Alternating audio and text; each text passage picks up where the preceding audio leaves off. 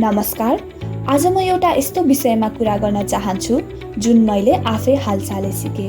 यो विषय धेरैले नबोलेको तर सबैले बुझ्नै पर्ने विषय हो। आजको विषय हो ट्रान्समेन र मेन्सुरेसन।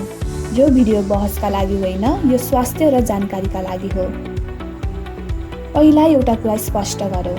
ट्रान्समेन भन्नाले जन्मिँदा महिला भनेर चिनिएका तर आफ्नो पहिचान पुरुष मान्ने व्यक्ति हुन्। यसको उत्तर हो केही ट्रान्समेनलाई हुन्छ, किनभने उनीहरूको शरीरमा अझै युटेरस र ओभरिज हुन सक्छ। सबैले हर्मोन थेरापी सुरु गरेका हुँदैनन्। हर्मोन थेरापी सुरु गरेपछि पनि सबैमा महिनावारी तुरुन्त बन्द हुँदैन। त्यसैले महिनावारी हुनु लिङ्ग पहिचानसँग होइन, शरीरको जैविक संरचनासँग सम्बन्धित हुन्छ।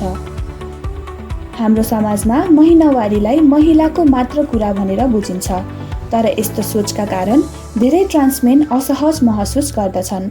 स्वास्थ्य सेवा लिन गाह्रो हुन्छ। उनीहरू मौनतामा बस्न बाध्य हुन्छन्। समस्या मानिसमा होइन, समस्या हामीले नबुझेको कुरामा हुन्छ। जानकारी बढेपछि समस्या कम हुन सक्छ। यो विषय बुझ्दा हामी अरूको अनुभवलाई सम्मान गर्न सिक्छौँ। स्वास्थ्य सम्बन्धी कुरामा समावेशी सोच विकास हुन्छ। समाज अलि संवेदनशील र जिम्मेवार बन्छ। यो भिडियो कुनै समूहलाई लक्षित गरेर होइन, जानकारी बाँड्नका लागि मात्र हो। यस भिडियोबाट केही नयाँ कुरा थाहा पाउनु नै यस भिडियोको उद्देश्य हो।